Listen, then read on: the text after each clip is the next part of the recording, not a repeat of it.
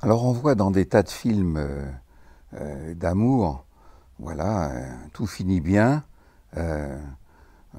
l'homme et la femme épris l'un de l'autre se sont avoués après de multiples embûches et des détours joués par la destinée, ils se sont avoués leur amour et les voilà qui partent la main dans la main.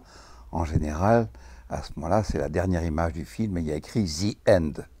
Alors que c'est là que tout commence. Parce qu'on a l'air de croire qu'ils se sont trouvés, tout va bien, mais en réalité, s'ils sont en couple, c'est là que ça va commencer, et c'est là qu'il va falloir apprendre à vivre avec l'autre, c'est-à-dire en le rencontrant. Alors Sacha Guitry, qui était un très fin psychologue, disait en parlant d'une de ses femmes, et il a divorcé de nombreuses fois, auprès de toi, je reprendrai ma solitude. Ce qui est terrible, ça veut dire qu'on est comme deux rails de chemin de fer et on est côte à côte, mais qu'on ne se rencontre jamais. Et c'est vrai que vivre avec, c'est pas vivre à côté.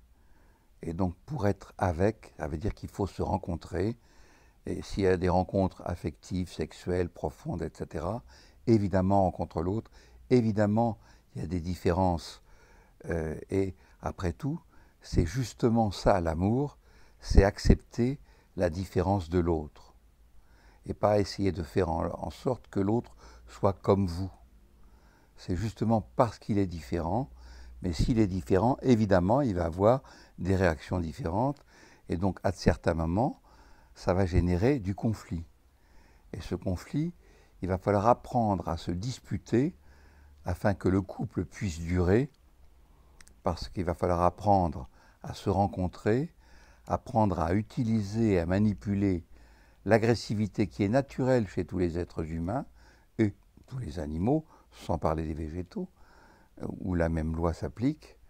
Et il va falloir donc apprendre à utiliser l'agressivité vitale de chaque être qui doit exister et marquer ses limites et son existence en entrant en contact avec l'autre sans le détruire.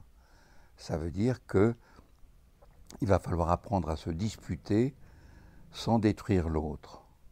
Alors que, en général, quand c'est la colère, eh bien, on croit que c'est la guerre.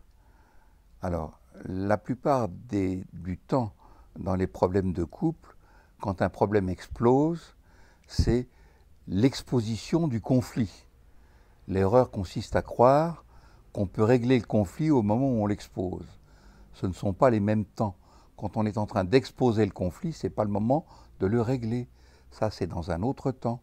Donc le conflit explose, il apparaît, bon, alors ça sort, et puis après on apprend que en se disputant et en sachant se disputer, eh bien, on marque la limite de son intégrité à soi, on affirme son territoire, ses positions, et on a la même chose en face, qui fait qu'il y a un respect mutuel, ce qui fait que ça n'est pas parce qu'il vous aime que l'autre doit devenir comme vous, ou parce que vous l'aimez que vous devez devenir comme lui.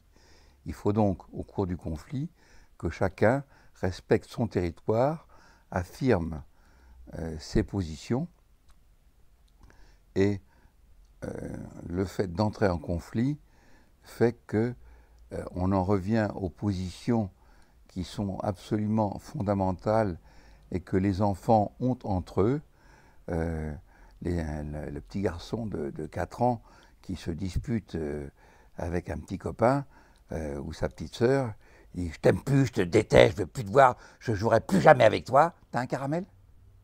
Et vous voyez comme quoi, pof, il revient, dès que c'est bon, eh ben, c'est comme un orage qui a explosé dans le ciel, et l'orage, ça fait beaucoup de bruit.